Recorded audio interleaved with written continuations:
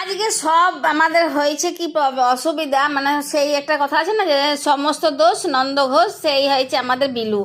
মানে সকাল থেকে চলে গেল তোমার ক্লাসে, সেই বেরিয়েছে এই দুটোর সময় ঘর ঢুকলো। মাঝখানে আমি এত কিছু করেছি রান্না বান্না, কিন্তু আমি ভিডিও করতে পারিনি। কি করবো বলো, মোবাইলটা আমার কাছে ছিল না। আমাকে একটা ছোট মোবাইল দিয়েছে, দাঁড়াও সেটা দেখাই দিচ্ছি তোমাদেরকে। জিও ভারত বলে একটা ফোন আমাকে ধরিয়ে দিয়েছে, আর বলছে নিজেরা নিয়ে যাবে সব এমনি মোবাইলগুলো বাইরে।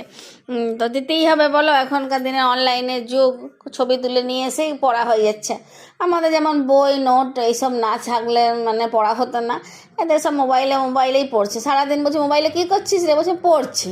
তো যাই হোক, ভগবানের দাদা, যদি মোবাইলেই পড়া হয়ে যায় তাহলে আর কি ক্ষতি? তার বই খরচ, কেনা দামটা তোমার ঘরেই থেকে গেল, বেঁচে গেল। তো ওই জন্য আমি ভিডিও করতে পারিনি, বুঝলে। ভিডিও ফোন নিয়ে বাইরে গেছিলো, এলো দুটোর সময়। তো সেই জন্য একদম ডাইরেক্ট আমরা খেতেই বসলাম। রান্না হামরি কিছু করিনি, তোমার ওই সিম নিয়ে এসে আর সেদ্ধ করে তোমার ওই সর্ষে ফোড়ন দিয়ে ধনে পাতা কুচি দিয়ে একটু ভেজে নিয়েছিলাম। আর এদিকে মাছের আজকে নতুন আলু উঠেছে, সেই নতুন আলু সেদ্ধ করে টমেটো সেদ্ধ করে মাছের তরকারি করেছিলাম। আর মাছও খুব ভালো, মাছটা পেয়েওছিলাম, মাছের স্বাদটাও খুব ভালো ছিল। আর মাছের স্বাদ ভালো থাকলে আর সেটা যদি গরম গরম ভাজা হয় তো সেইটাতে কখনো মানে লজ্জা পেতে নেই, সেটা খেয়ে নিতে হয় জানো। মানে সেটা ভোজ ঘরেই হোক বা ঘরেই হোক, মাছ ভাজা যদি গরম গরম মনে হয় যে সত্যি খুব মাছটা টেস্ট হবে, খাই এক পিস, তার সঙ্গে সঙ্গে চেয়ে খেয়ে নিতে হয়, ঘরেই হোক আর বাইরেই হোক। তা নাহলে মানে পাপ লাগে, বুঝলি, পাপ লাগে, আত্মারই পাপ লাগে। আমার আত্মা আগে শান্তিভাবে খেয়ে পড়ে তবে না বাকি কাজটা করব।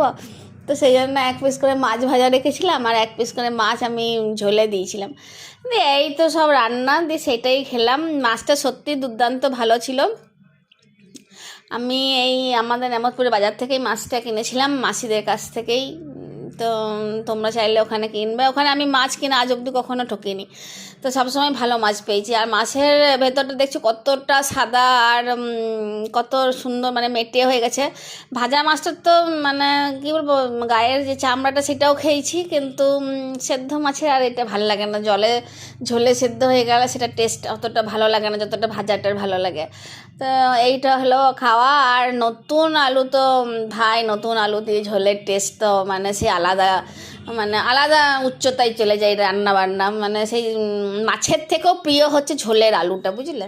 তো ওই জন্য ঝোলের আলু রেখেই খেলাম, আর মেখেই খেলাম। লাস্টে এক টুকরো আবার রেখেও দিয়েছি যে এটা মুখে নিয়েই উঠবো, তাহলে মুখটা নষ্ট হবে না। অনেক সময় আবার বেশি মাছ খেলেও সেই মুখের স্বাদটা অন্যরকম হয়ে যায় না। তো ওই জন্য এই আলুটা খেয়েই উঠবো। তো ঝোলের আলু, মাছ, সিম ভাজা সবই খেতে দুর্দান্ত লাগলো। তোমাদের ভালো লাগলো কিনা